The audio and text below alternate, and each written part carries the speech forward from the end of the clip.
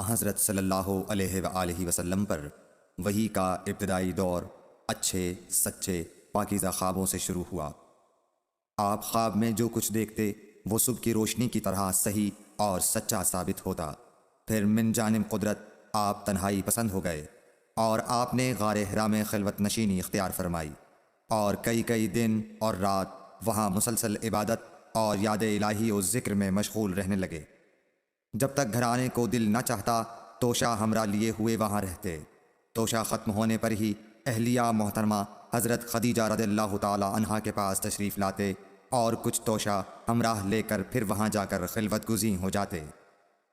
یہی طریقہ جاری رہا یہاں تک کہ آپ پر حق منکشف ہو گیا اور آپ غار حرا ہی میں قیام پذیر تھے کہ اچانک حضرت جبرائیل علیہ السلام آپ کے پاس حاضر ہوئے اور کہنے لگے کہ اے محمد پڑھو۔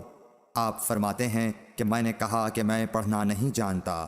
آپ صلی اللہ علیہ وسلم فرماتے ہیں کہ فرشتے نے مجھے پکڑ کر اتنے زور سے بھینچا کہ میری طاقت جواب دے گئی۔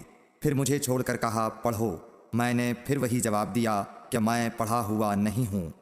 اس فرشتے نے مجھ کو نہایت ہی زور سے بھینچا کہ مجھ کو سخت تکلیف محسوس ہوئی۔ پھر اس نے کہا کہ پڑھ۔ میں نے کہا میں پڑھا ہوا نہیں ہوں۔ فرشتے نے تیسری بار مجھ کو پکڑا اور تیسری مرتبہ پھر مجھ کو بھینچا، پھر مجھے چھوڑ دیا اور کہنے لگا کہ پڑھو اپنے رب کے نام کی مدد سے جس نے پیدا کیا اور انسان کو خون کی پھٹکی سے بنایا۔ پڑھو اور آپ کا رب بہت ہی مہربانیاں کرنے والا ہے۔ بس یہی آیتیں آپ حضرت جبرائیل علیہ السلام سے سن کر اس حال میں غار حرا سے واپس ہوئے کہ آپ کا دل اس انوکھے واقعے سے کانپ رہا تھا۔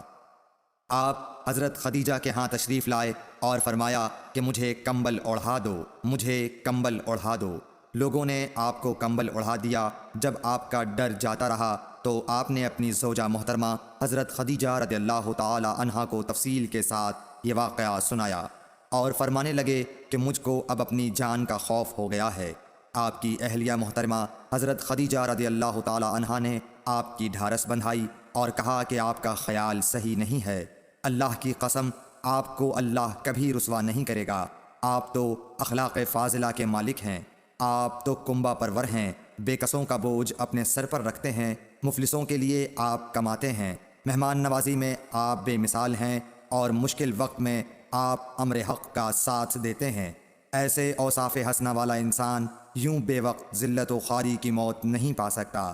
پھر مزید تسلی کے لیے حضرت خدیجہ رضی اللہ تعالی عنہا آپ کو ورقہ بن نوفل کے پاس لے گئیں جو ان کے چچا زاد بھائی تھے۔